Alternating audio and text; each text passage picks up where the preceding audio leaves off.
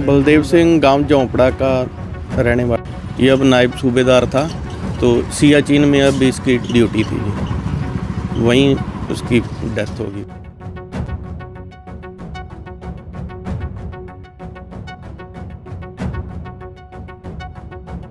जी, क्या नाम है आपका? गुरचरण सिंह। बताना क्या बताने जो कि बात ही नहीं रही है। बहुत होनहार रहा सी ते ਇਹੋ ਜਿਹਾ ਕੋਈ ਭਾਣਾ ਵਰਤੇ ਸਾਨੂੰ ਤਾਂ ਇੱਥੇ ਪਤਾ ਹੀ ਨਹੀਂ ਵੀ ਕੀ ਉੱਥੇ ਹੋਇਆ ਕੀ ਨਹੀਂ ਹੋਇਆ। ਇਸ ਕਰਕੇ ਆਇਆ ਹੀ ਪਤਾ ਲੱਗੇ ਉਹ ਕੀ ਹੋਇਆ। ਬਹੁਤ ਆਰਮੀ सूबेदार से छोटा। तो आर्मी में सर कैसे गया, फौज में कैसे शामिल हुआ, क्या कुछ जज्बा था उसके अंदर? फौज में जो +2 कर गया सी जी, उस तो बाद फौज चला गया तो फौज 'ਚ ਹੀ ਰਿਹਾ ਉਦੋਂ ਦਾ। ਤੇ ਹੁਣ 5-6 ਮਹੀਨੇ ਹੋ ਗਏ ਉਦੋਂ ਛੁੱਟੀ ਆਇਆ ਸੀ। ਉਦੋਂ ਮਗਰੋਂ ਫਿਰ ਪਹਿਲਾਂ ਅੰਮ੍ਰਿਤਸਰ ਸੀ, ਅੰਮ੍ਰਿਤਸਰ ਤੋਂ ਫਿਰ ਉਹ ਉੱਧਰ ਲੇਹ ਲਦਾਖ ਤੋਂ ਉੱਧਰ ਕਰਤਾ, ਫਿਰ ਉਦੋਂ ਮੁੜ ਕੇ ਨਹੀਂ ਆਇਆ। तो क्या कुछ बोलता होता था, कुछ बताता था फौज के बारे में, या कुछ बताता था कि मुझे ये करना है वो करना है? कोई और नहीं, वो तो ਇਹੋ ਜਿਹਾ ਆਦਮੀ ਸੀ ਜਿੰਨੀ ਕੁ ਤੁਸੀਂ ਬਾਤ ਪੁੱਛੀ ਨਾ ਉਤਨੀ ਕਰਨੀ। ठीक है। फालतू बात नहीं करता। एक तो आदमी आम उधर ले इधर उधर ले उधर ना, ये बात नहीं सी करता। उन्नी बात करता सी जितनी को तुसी पूछी है उन्हीं दसती।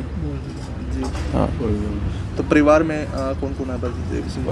परिवार में ये तो 2 भाई है। ठीक है। एक बलदेव तो बड़ा,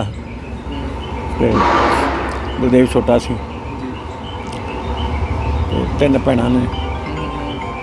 हाँ जी, देश सेवा का पूरा जुनून था जी उसके अंदर। हाँ जी, देश सेवा का पूरा जुनून था उसमें। हाँ। जी, उसकी क्या एज क्या थी बलदेव सिंह की? कितनी उम्र हो गई? 45 साल उम्र होगी, 44 साल उम्र। 40 साल हो गए। 2001 में भर्ती हुआ था। तो शादीशुदा था जी? हाँ जी, हाँ जी, 2 बच्चे हैं, एक काका एक गुड्डी है। तो परिवार में पहले भी कोई उनके फौज में रहा है परिवार में? नहीं, पहले नहीं थे परिवार में। उन सारे ये जड़ा बलदेव के ताए चाचे आ, जी, इनके चारे घर में एक बच्चा सारे का ही फौज च। ठीक है। हाँ, मतलब फौज परिवार से ही है? सारे परिवार सारे 4 भरा 14 ਦਾ ਇੱਕ ਬੱਚਾ फौज में। सारे आर्मी में।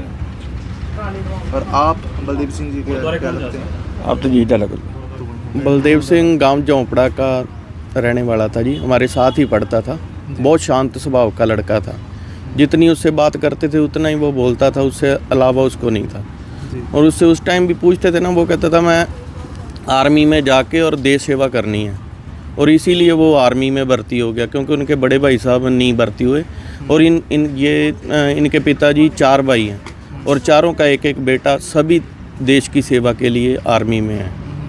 ये अब नायब सूबेदार था, तो सियाचिन में अब इसकी ड्यूटी थी जी, वहीं उसकी डेथ होगी बस। तो कभी कुछ कहता था कि देश को लेके कुछ बोलता था कि मुझे ये भी करना है, मुझे वो भी करना है? कभी कुछ कहा हो कि ऐसा नहीं, किस ज़्यादा तरह? इतना ज़्यादा उससे बात नहीं होती थी, क्योंकि वो शांत स्वभाव का लड़का था, बहुत ही ज़्यादा। जितना उससे बात करो उससे अलावा वो बात नहीं करता, उतनी बात का ही जवाब देना। कोई गाली भी निकाल गया तो भी वो किसी को कुछ नहीं कहता था, इतना स्वभाव शांत था शांत उसका, स्वभाव पूरा। बहुत ज़्यादा शांत स्वभाव था।